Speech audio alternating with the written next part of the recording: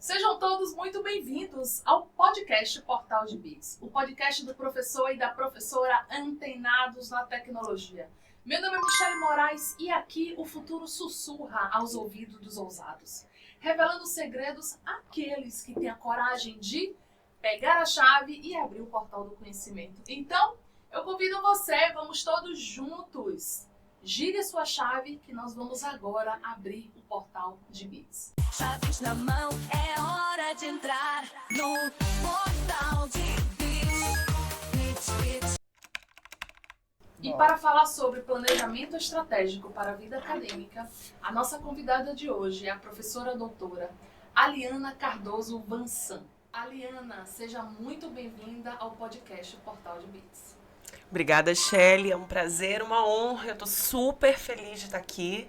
Adorei a entrada, assim. Vamos abrir o portal do conhecimento de outras cositas más. E a gente tem hoje a participação especial dos nossos ouvintes pelo Spotify, professores e professoras que têm vontade de aprender um pouco sobre planejamento estratégico para a vida acadêmica. E a gente tem algumas perguntas do grupo de estudos livres que se chama Geleia. E a gente tem muita dúvida, assim, como entrar no mestrado e no doutorado, entender um pouco sobre o planejamento estratégico para essa vida acadêmica, tá certo? E a professora vai ajudar a gente nesse quesito. Vocês devem estar se perguntando, né? Michele, você não leu o currículo da professora, da convidada. Mas é que quando eu fui acessar o currículo Lattes dela, pasmem, tinham 44 páginas. 44 páginas. Então, assim, como resumir, né, isso tudo de toda a vida acadêmica dela em um pequeno espaço de tempo. Então, vamos dar uma lidinha aqui, tá bom? A professora doutora Aliana Cardoso Vansan é doutora em Filosofia pela Universidade Federal de Pelotas. É mestra em Direito pela Universidade Federal de Mato Grosso. Também é mestra em Filosofia pela Universidade Federal de Mato Grosso. É autora dos livros Uma Análise Genealógica do Direito e da Pena de Prisão, a partir da filosofia de Friedrich Nietzsche, publicado pela editora FIA. E outro também pela mesma editora, o segundo livro é Uma Filosofia para a Criminologia e Nietzsche, do niilismo à transvaloração de valores penais, para uma democracia perspectivista no mundo jurídico pós-pandemia. Ela tem especialização em andamento em psicologia jurídica pela Universidade Cândido Mendes, é advogada, servidora efetiva dos quadros do Sistema Socioeducativo da Secretaria de Segurança Pública de Mato Grosso, e atualmente ela é membro da equipe do Grupo de Monitoramento e Fiscalização do Sistema Carcerário e Socioeducativo de Mato Grosso. Que currículo, hein? Como é que a gente consegue ter um currículo desse de 44 páginas e tão jovem, gente? Obrigada, Shelly. Eu acho que o currículo ele é uma burocracia, mas ele também serve muito para... Ele é o nosso histórico. Se a gente for contar todas as coisas que a gente fez, não só eu, mas como você, parece que a gente tem 100 anos, assim, né? Somos árvores centenárias. Ele é uma burocracia necessária para o mundo acadêmico, mas muito mais do que isso, ele reporta para a nossa memória aquilo que a gente é. Então, a gente olha ali no meu currículo, ali eu tenho um registro de quando eu fazia graduação, por isso as 47 páginas. 44, não me lembro. Muita banca, né? Participação de muita banca. Também muitas aulas que você atua como professora. Isso. Atualmente, a maior parte da docência que eu tenho vivido é nas academias de polícia, né? Como formação voltada para os COFs, que são os cursos de formação inicial. Eu estou um pouco afastada da docência e fazendo outros trabalhos, outros projetos, principalmente voltados ao sistema socioeducativo e sistema prisional.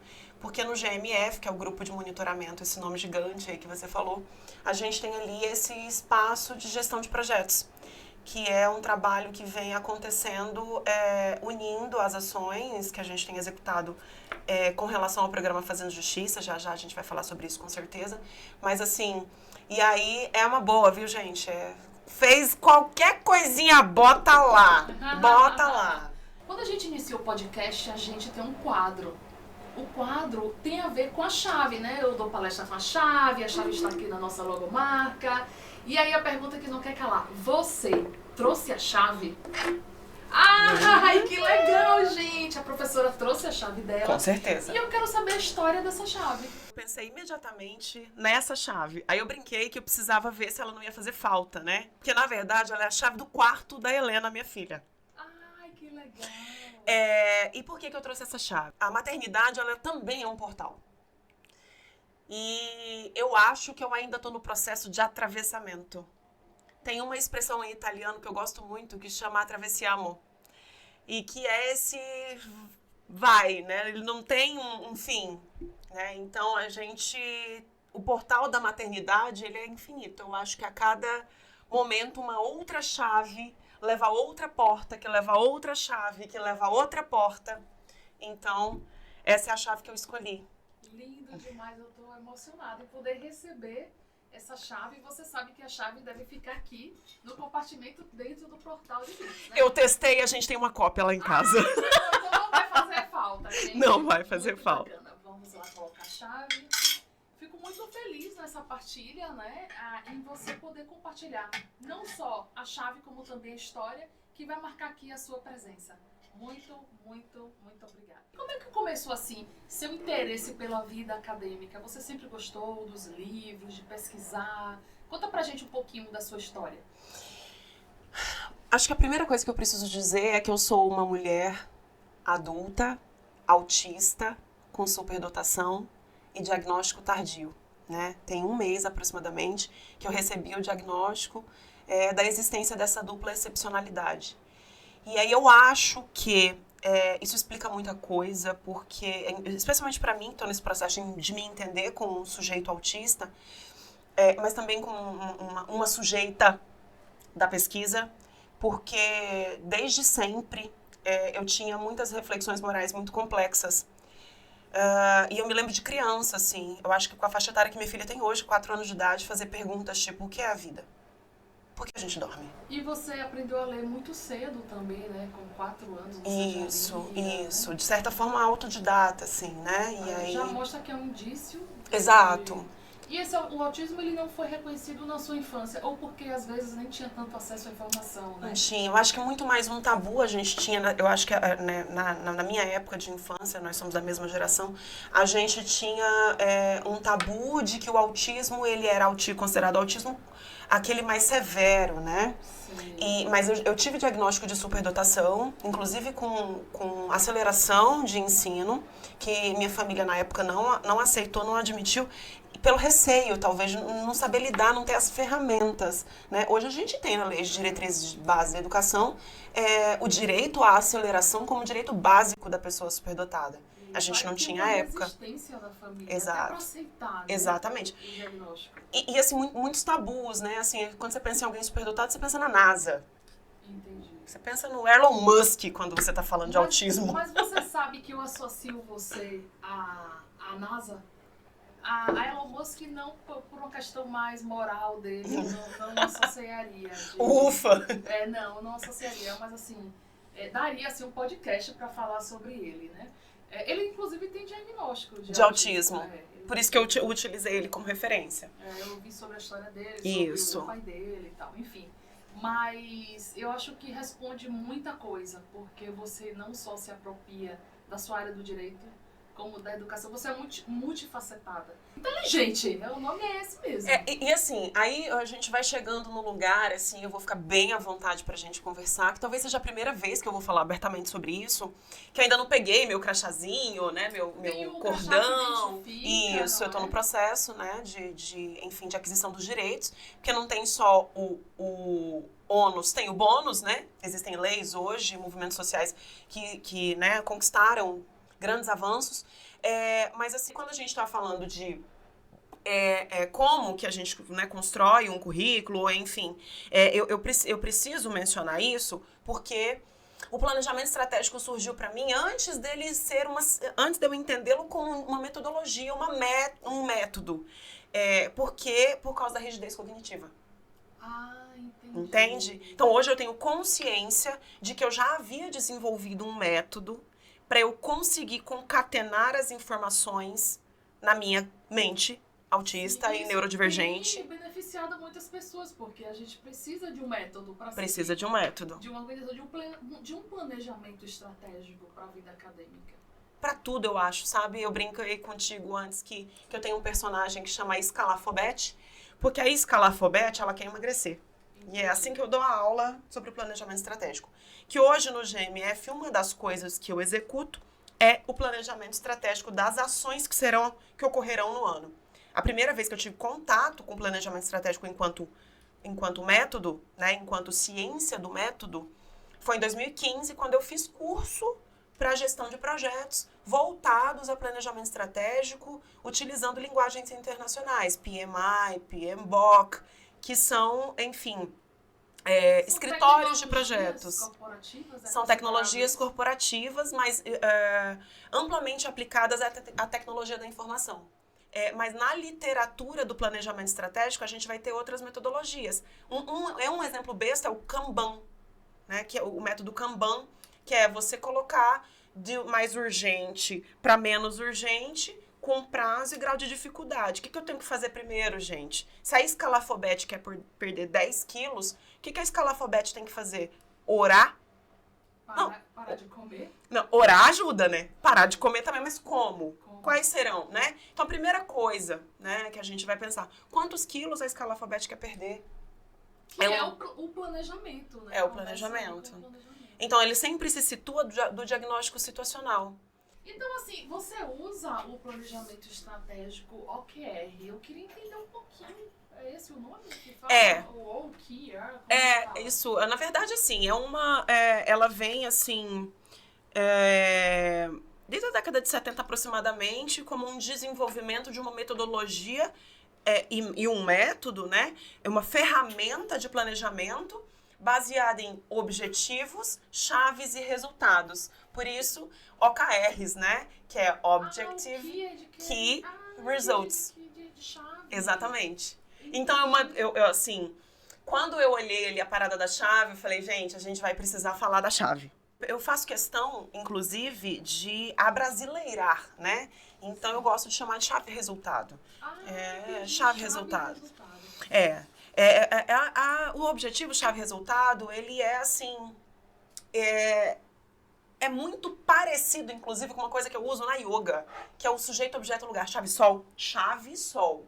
Mais chave, mais chave. O que é chave-sol? Quando eu li o e-mail, eu trouxe várias chaves aqui, já trouxe uma teia construída com algumas linhas do passado pra gente pensar o futuro, né, através do nosso diálogo do presente. A chave-sol, ela diz assim, quando eu tô muito, enfim, fora de órbita, é fazer a chave-sol. O que é chave-sol? Sujeito, objeto e lugar. Quem sou eu? Sujeito. Quem é você? Sujeito. Objeto.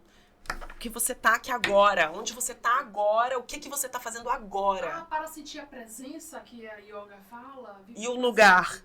Exato. Eu estou aqui nesse exato momento. Eu sou a Aliana, mas também sou a Lia, que a Shelly já conhece, né? Então, eu não sou só a professora Aliana, eu sou a Lia também. Então, se reconhecer para além desse sujeito material, mas o sujeito imaterial também que existe. O objeto, a gente está fazendo um podcast nesse momento, a gente está fazendo um diálogo e o lugar, eu estou no centro de Cuiabá. Perfeito. E que está sendo transmitido para o Brasil e para o mundo. Exatamente. Muito bom. E aí a conexão que eu faço entre isso e a chave resultado é que a chave resultado, elas OKRs, começam com um objetivo, elas são qual é o meu objetivo e qual é a chave que eu vou virar para chegar no resultado. Perfeito. Então, é você se situar nesse espaço presente, e aí vou usar aqui uma expressão do filósofo que eu estudo, que é nada mais, nada menos do que estoicista, assim, ele tem uma perspectiva estoica, que é o hic et nunc, aqui e agora. O que eu tenho agora? Então, para qualquer planejamento, eu parto do aqui e agora. É sempre começando por um diagnóstico situacional. Então, qual é o meu objetivo? Ele vai partir de onde eu estou. Isso a gente acaba já saindo do papel em branco. Exatamente. A chave você já está começando a guiar a vida acadêmica. Perfeito. Né? Então, assim, acho que o ponto de partida de qualquer inércia é a análise do espaço local que você está experienciando, né? O que eu posso fazer para sair daqui começa o que é aqui. Porque a gente tem situações na vida da gente, muitas delas acontecem cotidianamente, que a gente nem sabe onde está. né? Verdade. Então, assim, o que eu tô E fazendo? não vive o presente. Então isso vai ajudar até as pessoas saberem antes se realmente o que quer é um mestrado e um doutorado. Então pronto, já identifiquei dentro do presente, do local, do objetivo, né? O próximo passo.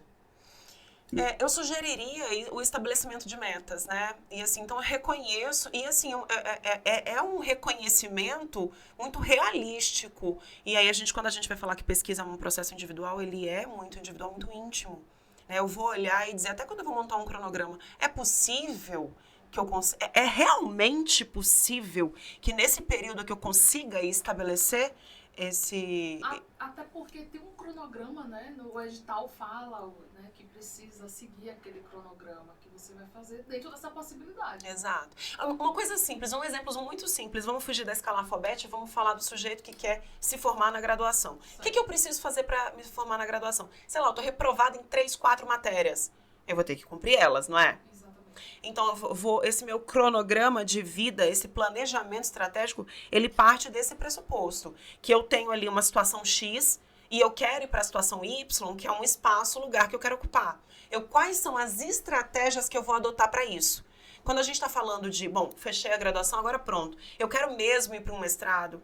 Eu quero ir para o mestrado porque vai aumentar meu salário, ou eu quero ir para o mestrado porque eu tenho afinidade com a pesquisa? Que delícia, credo, que delícia. Vem, vamos em frente, vamos embora, que esperar não é saber, quem sabe, né? Mas a gente precisa pensar como que eu vou fazer para me situar nesse espaço-tempo.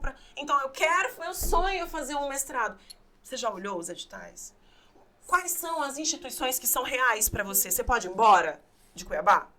Ah, eu posso. Eu posso para Califórnia. Então, olha para Califórnia. Olha em qualquer lugar. Mas eu não posso. Não, se eu não posso, eu tenho a UFMT. Ah, se eu tenho a UFMT, vamos lá. O www, Google, né? O UFMT, editais, mestrado. Então, o primeiro passo, depois que eu descobri, né, fiz esse diagnóstico, o primeiro passo é olhar o edital. E eu me lembro que você falava assim, que não se lê edital, se degusta. Que o edital, ele ali vai dizer tudo. Absolutamente. Os possíveis orientadores, as linhas de pesquisa. Alguns editais têm até indicações de livros, a bibliografia, outros não. Sim. Se ali vai exigir uma carta de recomendação, ao mesmo tempo o projeto, se ali exige a prova de... Vão exigir, né, a prova de proficiência. Exatamente. Mas tem alguns que não exigem a prova mesmo escrita. Tanto no meu mestrado, quanto no doutorado, havia uma prova escrita. Pra mim também. E depois a arguição, né?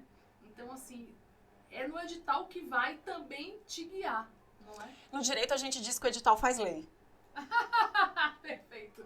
Então, se o edital faz lei, todas as minhas orientações, as regras do meu jogo, da minha pelada de domingo, são estabelecidas ali. Eu vou saber, a partir do edital, quais são as ferramentas que eu vou precisar. Meu Deus, eu tenho 50 livros para ler e eu não tenho esse tempo. Ai, besta, procura resenha crítica. Perfeito. Olha, gente, anota a chave. Essa é a chave, é o código para você desbloquear.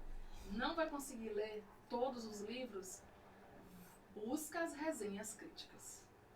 É claro que a resenha crítica ela vai trazer sempre uma interpretação. Nietzsche diz, né?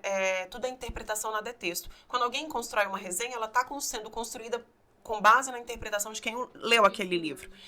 Então, a minha sugestão é sempre procurar revistas de referência científica, acadêmica, para você ter resenhas críticas que foram analisadas por bancas às cegas.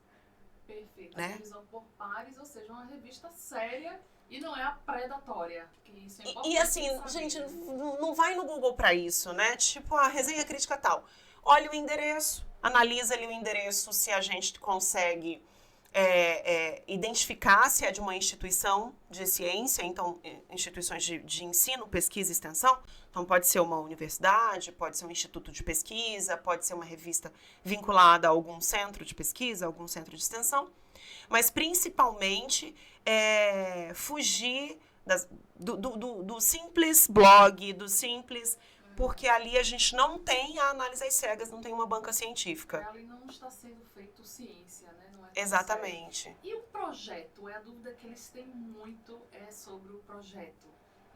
tem alguns modelos, outros não tem modelo. Como é que ele parte? Como é que escolhe o tema? Como é que é pela linha de pesquisa? Como é que você poderia dar alguma dica sobre essa etapa de fazer o projeto para entrar no mestrado ou doutorado? Eu disse um pouco sobre essa questão de afinidade, né? Eu acho que esse é o nosso ponto de partida, assim. Então, eu diagnostiquei que a minha situação, meu objetivo é passar no mestrado. O porquê, não importa agora nesse momento, mas se eu quero construir um mestrado, seja ele para... Eu sou professor do Estado e eu quero entrar no mestrado para eu poder aumentar meu salário, né? Se eu for fazer um mestrado sobre ponto cruz, provavelmente o regimento interno da Secretaria de Estado de Educação não vai validar o seu mestrado para você conseguir ganhar os pontos, enfim, para aumentar o seu salário, para aumentar... Porque também tem a ver com a área, né? Exatamente. O Estado poderia ser mestrado em ensino ou educação. Exato. Então, a gente precisa, assim, racionalizar esse processo também. Né? Ele começa, vamos voltar a falar do diagnóstico. Então, quero fazer um mestrado? Ok. Para quê? Porque eu amo pesquisa, eu já ganho muito bem, eu estou muito feliz com a minha carreira, mas eu quero fazer porque eu adoro estudar. Eu sou otorrinolaringologista, mas eu quero fazer mestrado em, sei lá, madeira. Ok. Mas vai ter um problema grande que eu tive, né? Porque, assim, eu fiz uma graduação, ela não existe mais, chamada de administração com habilitação e análise de sistemas. Fiz mestrado e doutorado em educação. Então, quando eu vou ler os editais para a universidade pública, que é a UFBA, que eu tenho vontade, né, de voltar para a Bahia, e lá exige, quem tem mestrado e doutorado em educação, exige ou letras ou pedagogia. Então, eu tive que fazer pedagogia. Esse exemplo do médico, ele é otorrinolaringologista, mas ele quer fazer um mestrado em madeira. Então, ele pode ter alguma dificuldade, ou não, né? Se ele não vai usar esse mestrado para nada, tá ótimo, né? A questão central você já sabe onde você quer chegar, você quer tentar uma seleção de... Olha, já fiz meu OQR, eu já sei onde eu quero chegar. Então, você já sabe que a estratégia que você precisa adotar é fazer uma graduação em pedagogia. Eu tô vivendo o mesmo momento, que é o seguinte, eu tenho graduação em bacharelado em Direito, meu mestrado e doutorado em Filosofia, eu fiz já o mestrado em Direito, né? Porque aí meu objetivo era fazer o doutorado em Direito. E eu tô num momento, assim, é muito engraçado a gente falar num podcast sobre... Eu tô num momento que eu tô com síndrome de Belchior.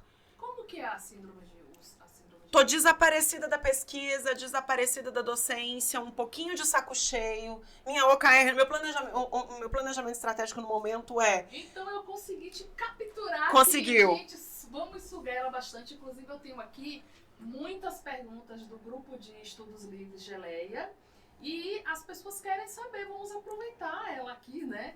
Para ela poder responder algumas perguntinhas sobre isso, já que ela tá sumida e ela apareceu aqui, mas pode falar um pouquinho da síndrome de Belchior. Não, todo mundo tem direito a ter uma síndrome de Belchior de vez em quando, né? Porque, assim, esse instrumentalismo da nossa vida, inclusive da vida acadêmica, ele é extremamente exaustivo e ele tira um pouquinho o brilho da pesquisa, sabe? Porque a gente adora fazer pesquisa, mas a gente tem que atender a 1 milhão de proclames, assim, desse mundo neoliberal, que o capitalismo, gente, ele tá em todo lugar, até na pesquisa. Então, eu quero ser docente.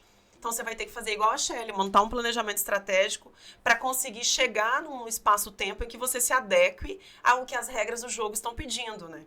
E é esse processo que ele tira talvez um pouco o sabor. Assim, eu quero pesquisar só por pesquisar. Enfim, eu não preciso efetivamente galgar espaço na carreira, eu não preciso... Isso pode acontecer, isso é excelente, mas não é a realidade de todos. Então, se a gente está falando aqui hoje com professores que desejam passar no mestrado e desejam ir para o stricto sensu, especialmente, né, para poder ampliar seus horizontes dentro da carreira, vamos ser bem objetivo agora? Já divaguei bastante. A gente vai precisar analisar quais são as áreas afim, né? Do meu ponto de graduação, qual é o meu diagnóstico situacional agora? Eu sou graduado em determinado curso, e aí eu dou aula, eu sou graduada em matemática, eu dou aula na rede de ensino básica de matemática, eu quero ir para o stricto sensu, eu quero fazer um projeto. Querido, pesquisa a sala de aula que você dá aula. Você não vai nem precisar sair. Essa é a dica. Olha, pega a chave. Às vezes você não sabe o que você vai pesquisar, Só que o brasileiro ele também tem uma síndrome, que é assim, que é a cegueira óbvia. Está na frente dele, mas ele não consegue enxergar. Você pode pesquisar a sua própria sala de aula. Não, um pouquinho esse também. aqui foi a chave que ela acabou de passar, para vocês girarem a chave e desbloquear. Perfeito, perfeito. Não é também um pouquinho de síndrome de impostor, né? Tipo, eu não consigo ver meu objeto assim, né? Porque não é tão importante. É importante demais. E essa é a função do orientador, né? Ele vai te orientar, vai te mostrar. Que Há você controvérsias. né? E a pesquisa-formação, ela usa muito da... Exatamente. da Métodos, história. exato. Isso seria uma metodologia de pesquisa, né? Quando eu estou construindo o meu projeto. Ah, mas eu não sei esses nomes técnicos, não tem problema. Sabe receita de bolo? Você consegue ensinar a gente a fazer um bolo explicando assim, pega o ovo, pega a farinha, pega... Escreve isso na metodologia. Sem nome bonito, não tem problema. Mas deixa claro qual é a receita de fazer o bolo. Quais são os ingredientes. Meu ingrediente é a sala de aula que eu dou aula de matemática. Ah, então qual é a metodologia? Eu vou aplicar testes utilizando métodos de oferecer a aula de matemática com brinquedos. Perfeito. É o meu método. Escreve lá, feinho mesmo. Sabe? Escreve primeiro. Mas daí o orientador vai alterar, por exemplo, para... através do pensamento computacional desplugado. Mas aí você... lindo, fica né? lindo. Mas aí a gente tá falando de quando você já tem um orientador, né? Sim, é verdade. Mas nesse processo que você tá construindo, não tenha medo de construir feio. Perfeito, essa é a chave. Né? Então, assim, você construiu e colocou a receita do bolo. Terminou aquilo, aí você vai sentar e olhar aquilo e aí sim você vai pro Google. Porque aí você consegue, eu chamo de passar batom no porco. Por que você vai pegar uma receita do bolo e vai gourmetizar? Você vai, né? Eu posso falar a mesma frase eu posso falar do café, né? Aqui enquanto, enfim, o grão que foi moído, a receita do café. O grão que foi moído, que passou pela água fervente e foi transformado no líquido sagrado, que é o café. E eu posso dizer que esse líquido, né, que é o café, ele vem de um costume da sociedade brasileira, desde o processo de colonização, quando, assim, o mesmo tema a gente pode absorver por vários lugares, pela gastronomia ali, ou pelo... aí você vai ver depois. Mas, assim, também passa pelo planejamento estratégico, pegar o papel e colocar ali, ó. Primeira coisa, vou até escrever aqui, eu quero fazer um projeto de pesquisa, eu quero escrever um projeto de pesquisa. Peguem também o seu papel e sua caneta. Quer escrever o seu projeto de pesquisa? Vamos lá. Eu preciso pensar onde eu tô, diagnóstico situacional. Lembra, agora a gente começa a amarrar tudo, tá? De todas as loucuras que a gente falou aqui. Mas foi loucuras bem encaixadas. Eu tenho um diagnóstico situacional, certo? Então tá, eu sei da onde eu tô saindo. Eu quero fazer mestrado ou doutorado. Desculpa, eu quero fazer mestrado.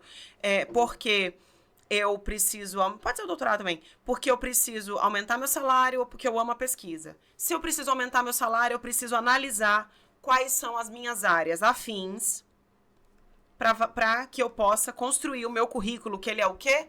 O currículo brasileiro, ele é arbóreo, já diz Deleuze e Guattari, que são dois filósofos que eu gosto muito. Como que é arbóreo? Ele segue uma sequência, Shelley, né?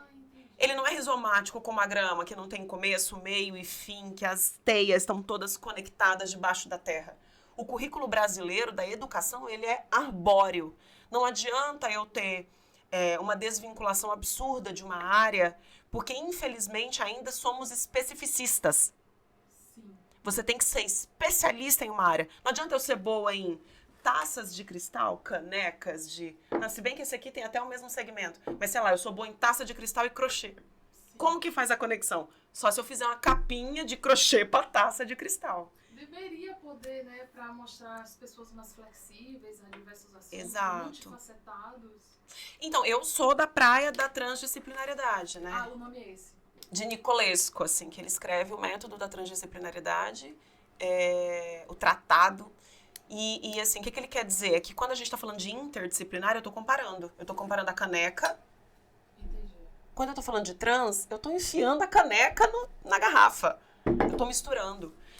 E assim como a gente é muito complexo, né, a vivência, a ciência humana é muito complexa, e a social aplicada também, eu acho que a transdisciplinaridade é excelente. Mas, infelizmente, o nosso currículo é especificista, ele é arbóreo. Então, eu preciso raciocinar pragmaticamente. A gente está falando aqui de realidade. Ah, tá, eu preciso fazer, então, um mestrado para aumentar meu salário. Eu preciso fazer um mestrado, enfim, porque é o sonho da minha vida.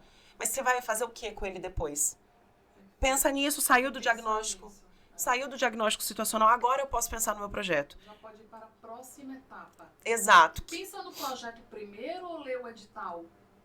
Ou são os dois? Né, eu acho que a gente começa pensando na área. Na área, tá. Na área. Aí já descobri minha área e eu gosto disso e tal. Aí tem que vincular ao que o orientador estuda? Como que é? Esse processo de vinculação, de orientação, ele é uma inteligência aplicada, né? Porque assim, beleza, eu já sei que eu quero fazer em antropologia. Tá. Então eu vou lá, vou mastigar, ruminar aquele edital. Nietzsche, na segunda dissertação de Genealogia da Moral, ele fala, não basta ler, é preciso ruminar. Então eu preciso entender aquele edital. Aí a gente vai para o próximo passo ou ele vai ainda ruminar um pouco mais? Não, ele tem que analisar a perspectiva da área que ele vai optar, que ele vai escolher, e a partir disso, aí sim começar a construir o projeto. Aí é isso que você falou, vamos retomar aquela inteligência de utilizar o recurso do edital para saber para onde eu posso ir. Eu li o edital, eu vi lá que nas áreas de orientação tem a brincadeira como forma de ensino. A brincadeira como forma de ensino. Eu sou professor de matemática, quero fazer mestrado em educação e tem uma linha de pesquisa, a brincadeira como forma de ensino. Eu sou professor de educação básica, dou aula. Eu posso utilizar um projeto que vai utilizar essas palavras-chave. Vamos de novo para a chave. Brincadeira, forma de ensino. Tá pronto. Então, eu vou utilizar a brincadeira como forma de ensino da matemática na sala de aula, fazer um projeto e apresentar para essa banca, indicando já o professor, porque no edital já vai estar escrito quem é o professor que gosta dessa área. E aí eu vou apresentar para ele, vou vender meu peixe. Eu vendo meu peixe para toda a banca. Michele, você é minha banca, você é minha... eu estou passando pelo processo de seleção, vamos retomar. Já sei que eu preciso fazer mestrado porque eu quero aumentar meu salário ou porque eu quero ser docente de graduação de ensino superior. Aí eu vou olhar a área afim com a minha graduação, com a minha planta de base. Se não tenho planta de base afim, tudo bem, eu posso caminhar como você caminhou. Mas com a consciência de que vai chegar o momento que os editais, porque o ensino no Brasil é especificista, vão exigir. Entendi. Então, tudo bem, faz o que você quiser, transdisciplinaridade é maravilhoso, eu adoro, inclusive.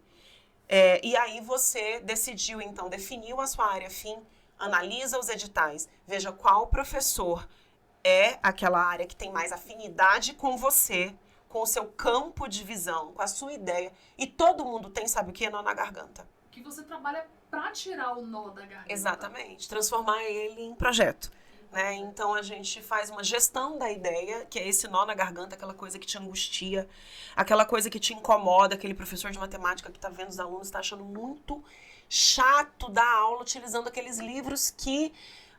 Enfadonho, antigo. Aí ele aqui está incomodado com aquilo ali... Incomoda ele. Seu incômodo, sua angústia. E aí, pegando mais um gancho filosófico, Heidegger, que é um filósofo também, que é nietzschiano, ele fala que a gente só existe através da angústia. Então, pega essa angústia e transforma ela em você. Essa angústia é você.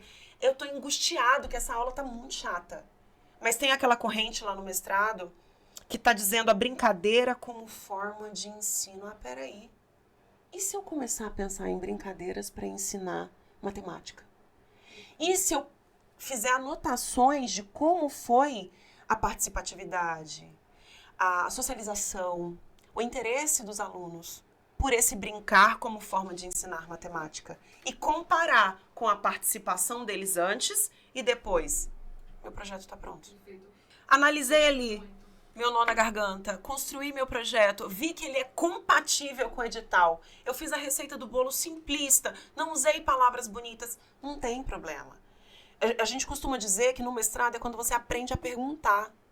Você não tem obrigatoriedade de utilizar métodos, o método transdisciplinar, conforme Nicolesco. Você precisa ter um projeto coeso, coerente.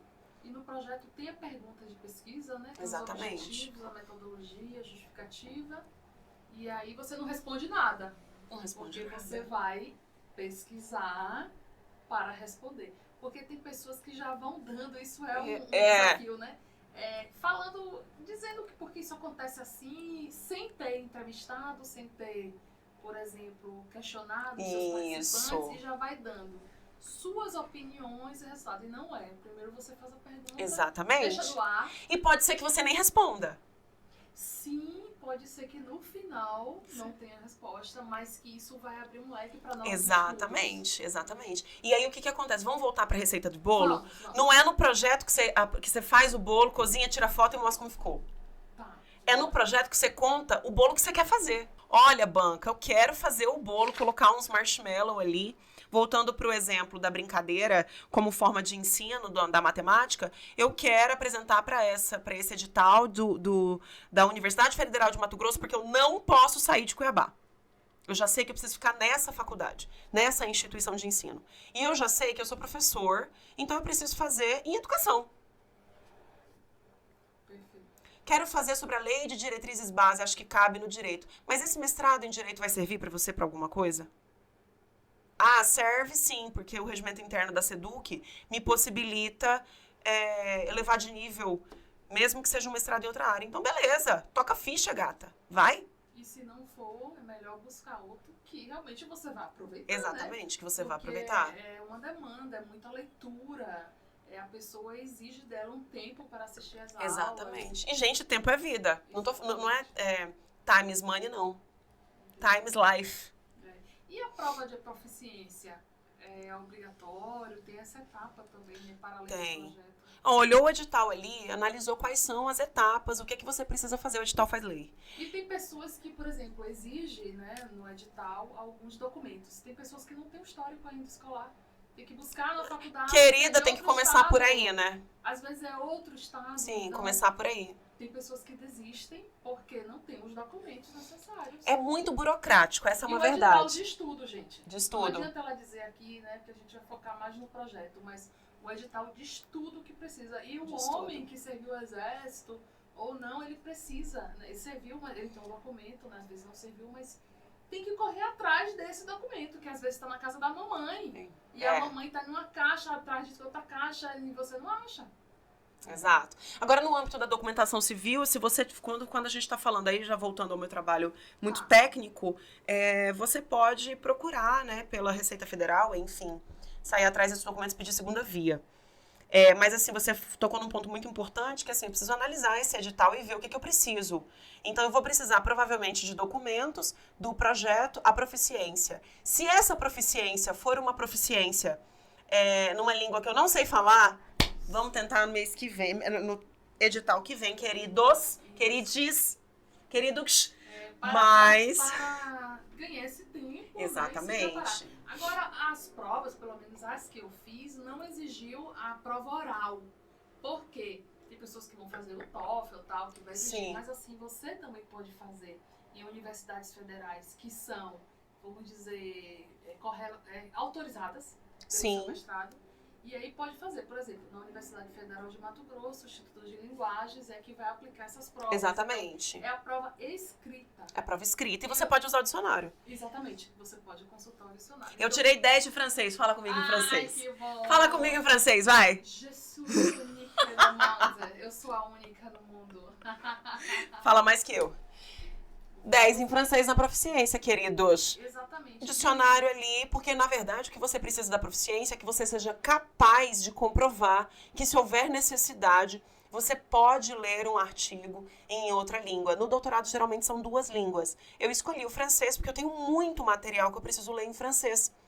Eu podia ter escolhido alemão, mas alemão eu nem com dicionário eu passava. Hoje com a inteligência artificial tem muito aplicativo que já traduz Sim, artigos, e né? não tem Vai problema utilizar nenhum em nosso você tempo. utilizar, exatamente. Não tem nenhum problema nenhum em utilizar. Mas assim, é um recurso que demonstra a sua capacidade. É aquela língua que vai ser Porque como a pesquisa ela tem um segmento de ser universal, por isso que ela não é escrito em forma de música, porque música a gente pode interpretar, né, de acordo com os nossos...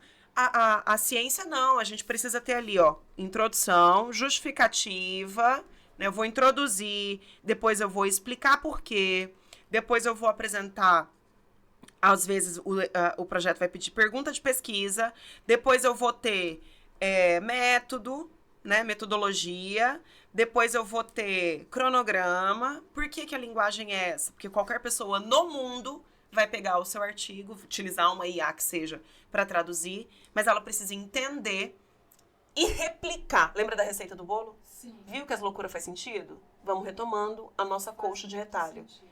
É a receita do bolo. Eu preciso pegar aquele projeto e fazer aquele bolo e dar exatamente o mesmo bolo que você fez. Perfeito, replicar. Isso é a pesquisa. Se a pessoa não conseguir explicar a receita do bolo, a gente tem uma falha de pesquisa.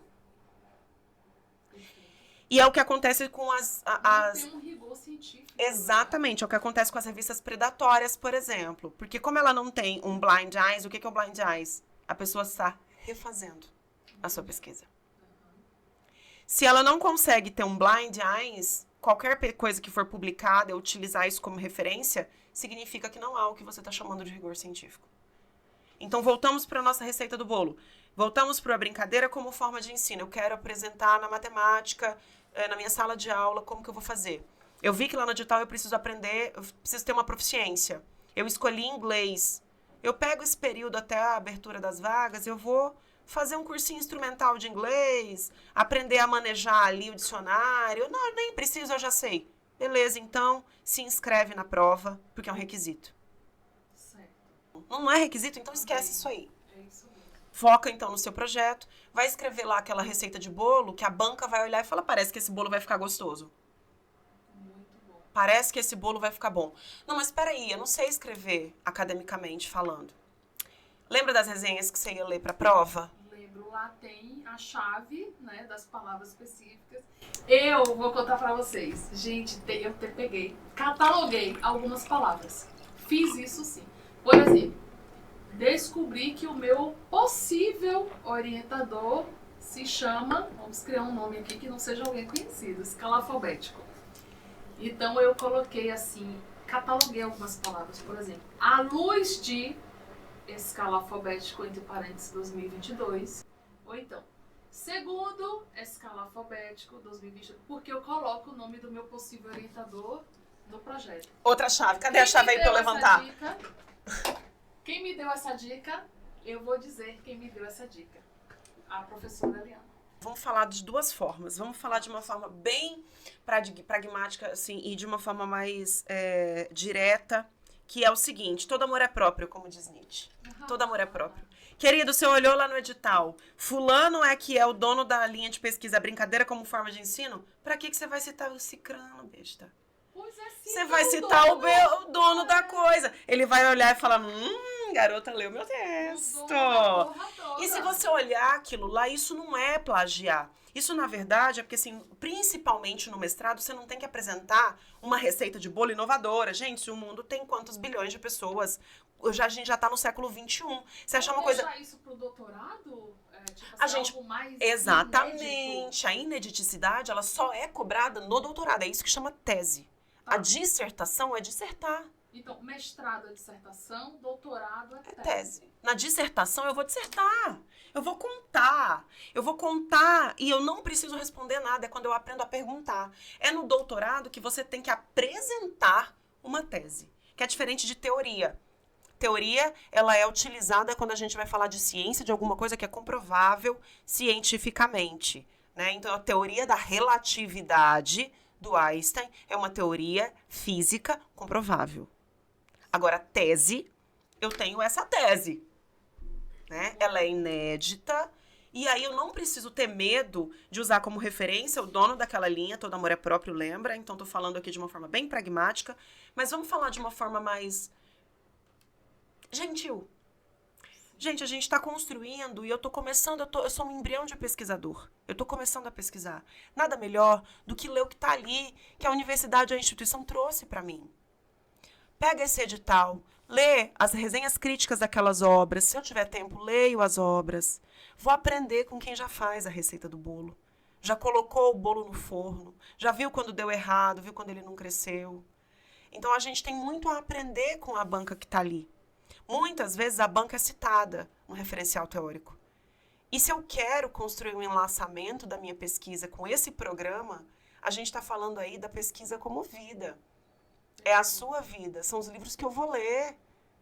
Se eu, Aliana, não gosto nem um pouquinho de direito ambiental, eu sou formada em direito, né? E eu já vim apresentar aqui, quando estava terminando a graduação, que eu sabia, vamos voltar de novo, tecendo nossa coxa. Eu sabia que eu era uma estrangeira no curso de direito e que eu queria ser professora. Adoro falar, tô aqui te enrolando uma hora. Eu estou amando, a gente está aprendendo muito. Se eu sabia disso, eu vim aqui, tá, beleza, vou tentar ambiental.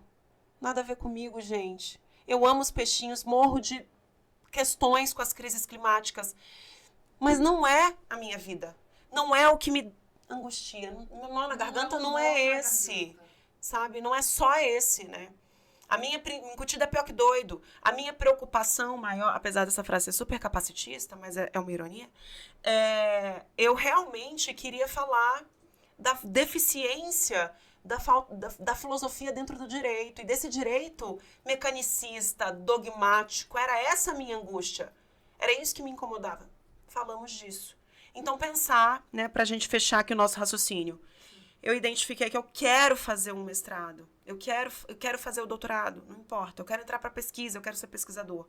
Quero ir pro stricto sensu. A diferença entre o stricto e o lato, senso, é que... Maternidade, lacto. Lacto é bem verdade. Eu quero fazer pesquisa significa principalmente que o lato sensu, ele não é o fazer pesquisa. Ele é aula, depois você vai apresentar no máximo um artigo. O stricto sensu, aí sim, você vai ter os créditos, você vai ter as aulas, mas você principalmente vai ter que botar esse bolo que você colocou a receita lá no projeto para assar. Muito bom. E você tem que contabilizar se vai dar tempo nesses 2 anos do mestrado. Você tem que indicar se esse bolo vai... no meio do caminho não vai dar tempo. Tudo bem, escreve lá. Considerações, conclusões. Perfeito. Aí não deu fecha tempo. Isso tudo, envia, né, se inscreve, reza, ou tem mais alguma coisa? Oração? Aqui eu já tô sonhando que você já passou. Aqui eu já tô falando que você já passou. Que você vai ter que assar esse bolo. Pedra, tudo. Todos os orixás, todos os deuses e todas as suas mandingas, isso, né?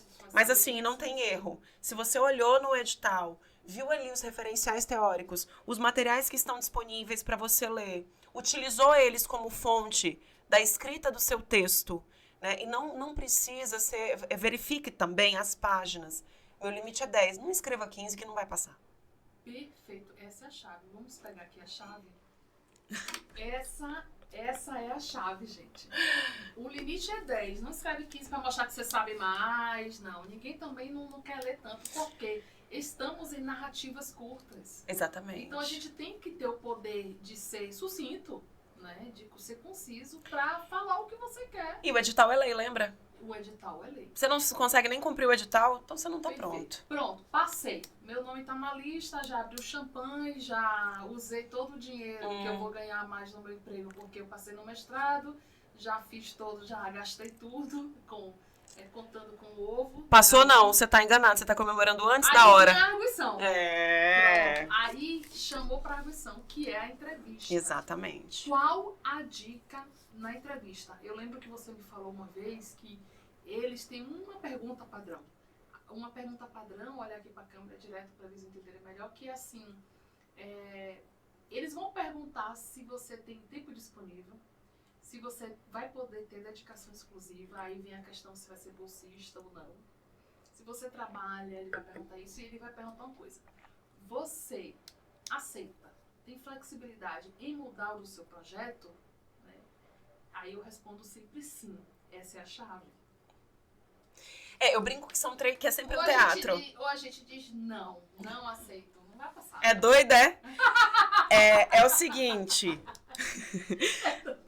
Você fala igual uma baiana, viu? Sei. Você tá pegando meu sotaque baiano. Eu costumo dizer nas minhas palestras, gente, se você não aprender nada o que eu vou dizer, Sotaque baiano você vai aprender. É o seguinte, a gente... As dicas da arguição. Da arguição. Então, você ouviu, consegui convencer esse pessoal a vender... eles gostaram da minha ideia de receita de bolo, eu usei lá como referencial. Às vezes tem a prova. Estudem pra prova, gente. Não adianta. Olha, a autoestima elevada demais de vez em quando atrapalha, tá? A gente tem que estudar pra prova. Como que eu vou estudar? Não vai dar tempo de ler. Lembra da dica da resenha? Lembro. Utiliza a resenha. Sim. Utiliza a resenha. Assiste aula no YouTube. Entendi.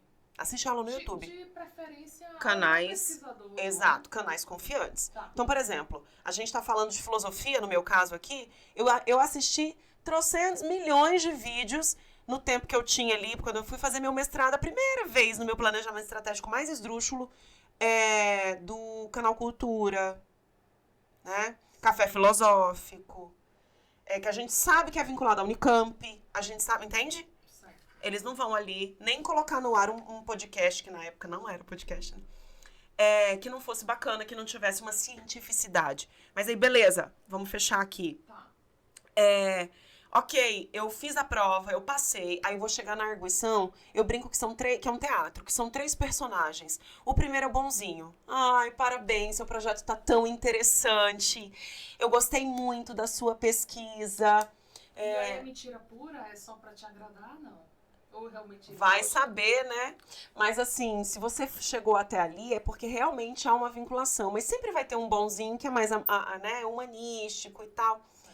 Mas quando eu digo teatro, é porque assim, eles coordenam o que eles vão perguntar, né? E aí até pela personalidade de uma das pessoas da banca, ele sempre tem aquela pessoa que vai ser mais... por que você usou a Michelle Moraes? Por que você usou o uso intenso das tecnologias da informação e comunicação? Entendi. Perguntas bem, né? Às vezes a gente nem se prepara, mas tem que saber. Então, você tem que saber por que você usou. Tá. Por que você escolheu o ovo vermelho ao invés de ovo branco? Entendi. Só porque o vermelho é mais bonito? Não, a gente vai justificar. Isso vai estar lá na nossa justificativa. Sim. Então, vai ter esse tipo de pergunta, mais vinculada às perguntas que você disse que são mais, né, mais pessoais, assim. Se você tem disponibilidade de tempo, se você precisa de ser bolsista e tudo mais. E tem as perguntas, retomando, o bonzinho, né, que vai dizer, nossa, que bacana, parabéns. No meu mestrado, na minha primeira arguição de mestrado, eu nunca vou esquecer que eu cheguei de terno. Sim. E aí uma das pessoas da banca falou assim, ué, você tá vindo pra uma audiência? Eu falei, eu não sabia que havia vestimenta obrigatória ou inadequada para seleção. A pessoa já começou me desestabilizando. Né? Então, assim, a gente tem um mauzão. Pois é. A gente tem um mauzão também. Um converso, na verdade, né? Que vai falar assim, olha, isso aqui... Pra que você botou essa receita de bolo que você acha que não vai queimar? Não vai dar tempo, não. E aí é o jogo de cintura, né, gente? De dizer, se não der tempo, a gente muda a receita. Isso. Tem que ter também essa habilidade no balanceio, né? Uma habilidade dentro dessas respostas. Exato. Mas uma chave boa, Shelly, é o seguinte. Leia o seu projeto antes da arguição, tá? Pra responder dentro leia o seu projeto. Conheça a receita do seu bolo. Aí, beleza, passou, saiu o resultado. Agora sim você abre o champanhe, né? Você estoura o champanhe. Perfeito. Então, a gente tem algumas perguntas do grupo. Queria que você desse um olá para o grupo de estudantes Olá. livres. Esse grupo a gente chama livre porque ele não tem vinculação com nenhuma universidade. E com isso a gente acaba democratizando o acesso para Sim. pessoas que não estão ainda na universidade. Nós temos 6 universidades de pesquisadores, professores, e nós temos também estudantes de graduação que têm interesse em investigar inteligência artificial e, ao mesmo tempo, interesse em entrar em mestrado. Então, você está aqui, né, para tirar as dúvidas deles. Eles enviaram todas as perguntas e estão todos ansiosos aí para responder. Vamos lá, a primeira pergunta é de Veraci, tá? Veraci, ela fala assim, tenho muitas dúvidas. Estou na minha 3ª graduação e já tenho uma especialização. No entanto, toda vez que penso em fazer meu mestrado, surgem dúvidas como: meus projetos é bom o suficiente para ingressar? E o orientador? E sempre desisto. A partir do pressuposto como obter um tema definido para o projeto de pesquisa que fará durante o curso e, principalmente, manter o foco no assunto. Desde já, agradeço, professora. Você acabou até respondendo muita coisa, né, aqui. É Vera? Veraci. Veraci. Veraci de Mello. Veraci, obrigada pela pergunta. Deixa eu dizer uma coisa, assim, o não você já tem, né? E vamos encarar essa parada aí, vamos sair, tirar o plano do papel, mas põe ele no papel, né? Usando aqui as chaves que a gente apresentou. Mas eu queria falar uma coisa sobre o tema. Realmente, vincular num tema é muito difícil, né? A gente tem, assim, uma gama de coisas pra gente perguntar. E aí eu tenho aqui uma chave. Cadê a chave, Shelly? Olha a chave aqui, vamos pegar a chave. Vera, quanto menor, Veraci. É que eu já tô íntima. Amei. Veraci. Quanto menor, melhor. A especificidade, lembra? Nosso ensino, ele é arbóreo. Então, a especificidade, ela é o caminho. Eu queria falar sobre a fome no mundo. Escolhe um bairro. Quanto menor, melhor. Porque a capacidade de fazer a gestão de uma pesquisa menor é mais racional, é mais coerente. Então, a gente precisa pensar sobre isso. Ela disse que ela tem dificuldade de afinar o tema. Então, o que você está pensando? Pensa assim, ó, no funil. Eu sempre brinco na estratégia do funil. Eu vou lá e vou cortando, entendeu? Vou desenhar aqui. Eu desenho muito mal, Veraci. Mas é isso aqui. Tipo assim, ó. Cadê? Não vai dar pra ver. Eu coloco aqui pertinho da sua câmera. Pensou grande? Vai cortando, até chegar... O seu tema de pesquisa tá aqui embaixo, sabe? Tá aqui embaixo. O seu tema de pesquisa é o pequenininho. É o menor possível. Principalmente quando a gente tá falando de mestrado. Lembra? Dissertar. Perfeito. Aí quando ela diz assim, obter um tema definido, é esse funil. É esse funil. Corta. Mas tem tanta coisa legal. Faz outro mestrado depois, besta. Mas corta. Corta.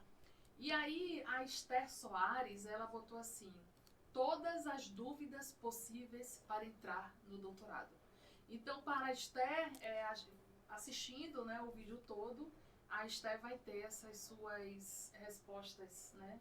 Mas assim, a gente vai estar sempre aberto, eu tenho um canal direto. Estou à disposição, obviamente. Para que ela possa, se você tiver as suas dúvidas mais no funil, se ela tiver mais definida, a gente vai responder. E aí, tem mais uma pergunta da Bia. A Bia fala assim, tenho 2 licenciaturas e 4 lato sensu. Tá um pouco parecido com a professora Eliana. Né? Tenho muita vontade de fazer stricto, mas como saber se a pesquisa que penso em fazer vai ao encontro do orientador? É stalkear a vida dele? Stalkear a vida dele. Gente, o currículo Lattes, ele é a Caras. Sabe a revista Caras da vida acadêmica? Tá tudo dele ali. Tudo dele ali. Você vai saber qual é a vinculação, do que ele gosta. Se você tá falando assim, aparentemente me dá a ideia de que você já tem alguém em mente. Se já tem alguém em mente, é fazer essa busca mesmo de alguma coisa que coordene com o seu projeto. E a dica de utilizar palavras-chave como referência, ela é muito importante, porque você vai ler as coisas que ele produziu e identificar quais são os segmentos que sedimentam, né, que são a base, que solidificam o que ele pesquisa.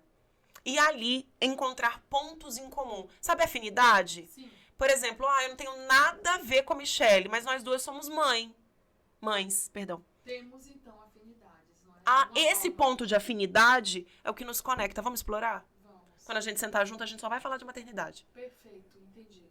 Muito bom. Agora a gente fala de pesquisa também. Esse exemplo não vale. Esse exemplo não vale para Michelle Moraes, porque ela é multifacetada, entendeu? Então dá para falar sobre muita coisa. Inteligência artificial, banco de dados, computação, clima, sociedade. Muito bom. E aí, o professor Felipe Miranda, ele diz assim, eu queria perguntar à professora Liana, onde um mestrado pode levar um jovem professor? Como um mestrado pode mudar a perspectiva de vida de um pesquisador? Então vamos lá. Ele é filósofo, tá? Que lindo.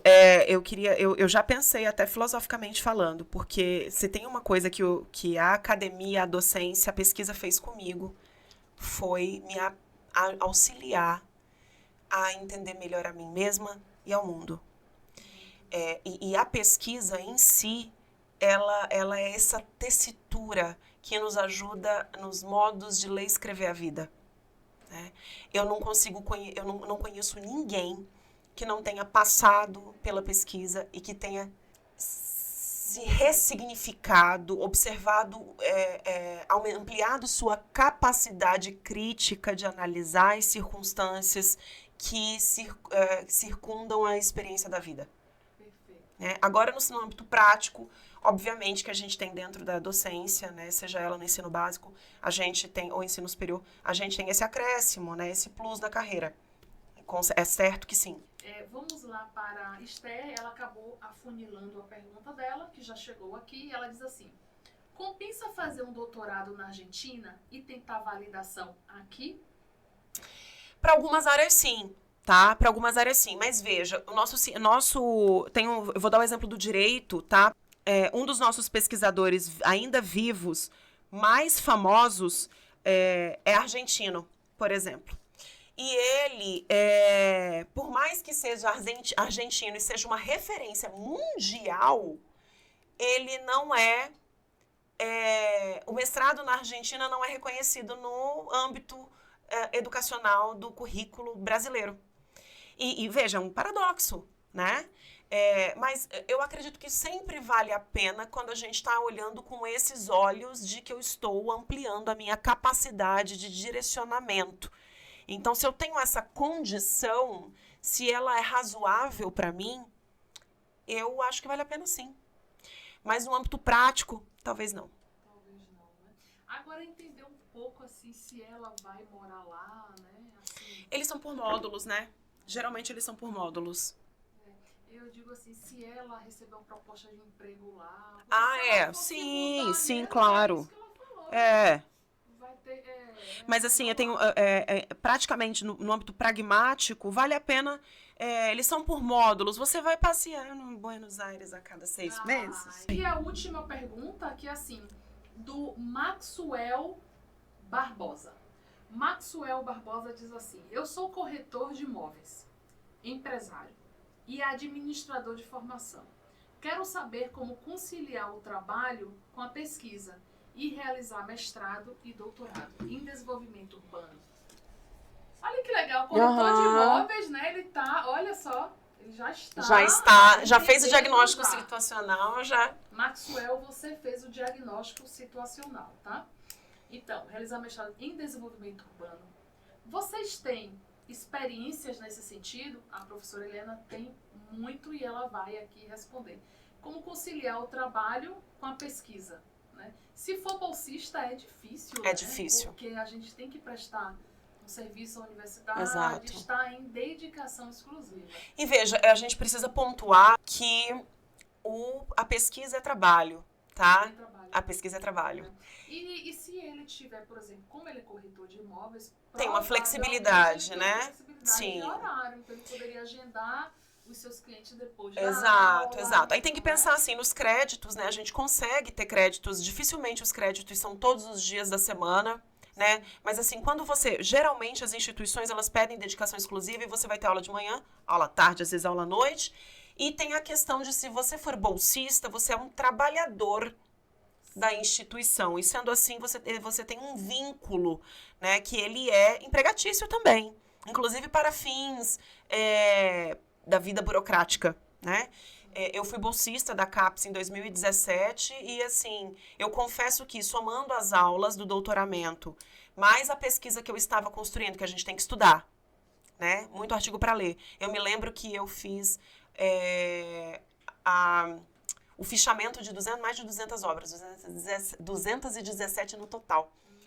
E ainda tinha que atender as burocracias da instituição. É bem pesado, assim. E como eu fui para fora, ficar longe da minha família, eu decidi fazer 10 créditos em um ano. Então, assim, realmente era de manhã, de tarde, de noite. Mas assim, dentro da sua capacidade, é absolutamente possível. Quaisquer pessoas conseguem, né? Assim, depende de onde você vai colocar sua energia. Mas dentro desse contexto do Maxwell, eu acho amplamente possível, por causa da flexibilidade de horário, e ele já sabe o que ele quer. Ele já tem afinidade. Pesquisa as casas aí, cara. Maxwell Barbosa, quero ver você mestre e doutor, hein? Que é isso, não se limita. Faz uma análise do impacto bairrial, enfim, das construções, né? A gente tem muita coisa que dá pra falar, assim. Cuiabá Antiga, Cuiabá Novo. Eu quero ter acesso à sua pesquisa. Tá? É duas. E a gente tá lá juntos, participantes do Geleia, a gente vai te apoiar bastante. E aí eu falei que era uma última pergunta, mas tem mais uma perguntinha aqui. Eu prometo que vai ser a última. E a Esther Soares pergunta assim, como fica a questão de quem não fala outro idioma para tentar o doutorado? Porque assim, como ela fez a pergunta anterior da Argentina, o espanhol vai ter que saber, né? Porque o professor vai explanar as aulas falando em espanhol, né? Então... A Shelly já, assim, praticamente nos traz uma resposta muito coerente, né? Se a gente tiver que fazer um processo de pesquisa fora do nosso país de origem, a gente precisa minimamente conseguir se situar. Mas, assim, eu tenho muitos colegas que foram sem falar o alemão, né, apenas para cumprir bolsas da DAAD, para fazer doutorado de sanduíche, por exemplo, que não falavam alemão. O que eles faziam? Eles gravavam as aulas e depois utilizavam a inteligência artificial para traduzir minimamente para o inglês. Interessante. E aí depois estudavam em casa. Vai aumentar o trabalho? Vai. Mas a gente está falando de alemão. Alemão é assim, é muito complexo. Agora, espanhol não tanto. Né? Eu já assisti algumas palestras em francês, por exemplo, que por ser uma língua de origem, né, com as mesmas origens do português, você consegue compreender o contexto da fala. Ali um mês que você está assistindo as aulas, você já está... Seu cérebro, né, vai, enfim, fazendo... A plasticidade cerebral nos auxilia nisso. Agora, para fazer o mestrado no Brasil, o doutorado no Brasil, você não precisa falar. Você precisa ler, mas hoje a gente tem recursos que não são recursos ilícitos ou antiéticos, que é de traduzir o seu trabalho, né? Tem que se aproveitar, sim, exatamente, das tecnologias dentro da pesquisa acadêmica. Exato. E aí a gente está finalizando, mas assim, você tinha falado sobre a possibilidade de fazer uma ementa de disciplina, né? Sobre a ementa, eu quis trazer a ementa porque, assim, aí já é a metodologia do funil de novo, tá? Geralmente, eu sou muito procurada no gestão de ideias, às vezes com questões muito pontuais como essa. Eu quero montar uma ementa porque eu vou participar de um seletivo, por exemplo. Então, a gente vai partir do pressuposto de que a gente precisa pegar esse âmbito geral, qual é a disciplina, qual é o tema dessa disciplina, e pontuar a ementa com base no quantitativo de aulas que você precisa oferecer pela carga horária, né? Compatibilizando com o calendário que você precisa apresentar. Suas aulas, eu tenho 20 horas, aula, e é toda segunda, terça e quarta, enfim, observar isso para compatibilizar a quantidade de encontros. Então, fazer o planejamento estratégico de uma ementa passa por isso. E começar sempre do amplo para o específico, né? Sempre do amplo para o específico. Mais uma vez o funil, desenhadinho aqui, muito mal feitamente. Mal feitamente é o neologismo. Então, a gente vai começar sempre com uma introdução. E por que eu trouxe a ementa? Porque a tecnologia de raciocínio é a mesma. No meu projeto de pesquisa, eu também sempre vou começar contextualizando uma história, essa introdução. E aí, na minha ementa, eu sempre vou começar pelo geral. Um breve histórico da pena de prisão no mundo. Depois um breve histórico da pena de prisão no Brasil. Depois um breve histórico da pena... Mato Grosso. Exatamente. Até Cuiabá e um bairro. Não, o bairro não, que não tem o histórico de prisão do bairro. Mas assim, vamos fazer um exemplo. Se eu quiser fazer uma pesquisa, eu começo sempre na minha introdução com a história do mundo, história do Brasil, depois eu vou para a história do Mato Grosso, eu vou contar como que é o sistema prisional no Mato Grosso, depois eu vou falar do bairro Santa Isabel, quantas pessoas do bairro Santa Isabel foram presas lá no período de tal a tal. A ementa é o mesmo raciocínio. Eu vou começar sempre com um breve histórico, até chegar à especificidade do tema que se relaciona, que é aquele corta que eu fiz, vinculado ao nome dessa ementa, dessa disciplina. Por exemplo, tópicos especiais de criminologia. História da criminologia no mundo. Aula 1. Aula 2, história de criminologia no Brasil. Aula 3, Eu não vou trazer para o contexto mato-grossense, mas aí eu vou começar nos tópicos especiais, do mais especial ao menos especial. Ou eu posso fazer o contrário, do menos especial ao mais especial, trazendo para a atualidade. Então, são 2 recortes de funil sempre, tanto no projeto de pesquisa quanto na ementa, do maior para o menor, do mais amplo para o mais específico e do mais longínquo para o mais próximo do seu tempo. Essa é a chave. Essa é a chave. Perfeito, muito bom. E eu quero, assim, fazer um desfecho, quero contar uma história para você. Né? Nós, como pesquisadores, quase não vemos o resultado do nosso trabalho, o resultado tangível de um objeto. Por exemplo, eu não construo microfone, eu não construí coisas tangíveis, o computador. Os pesquisadores das ciências humanas e sociais aplicadas, né? Exatamente. Então, a gente vai levar, vai desenvolver a ciência e o ser humano. Mas assim, eu não pego. Eu quero dizer isso de tato, de pegar o concreto. Sim. Mas você produziu alguém que pega. Você me produziu. Eu vou dizer um momento, né? Em 2017, por aí, você me ajudou a fazer meu projeto de mestrado. Com todas essas dicas, eu peguei a chave e eu consegui entrar no mestrado em uma universidade pública, que é a Universidade Federal de Mato Grosso. Com as mesmas dicas, eu fui para o doutorado. Então, assim, eu sou uma pessoa que você pega. Então, eu sou o objeto da sua construção. E eu sou, assim, só agradecimento a tudo que você tem feito para mim e também para a minha família.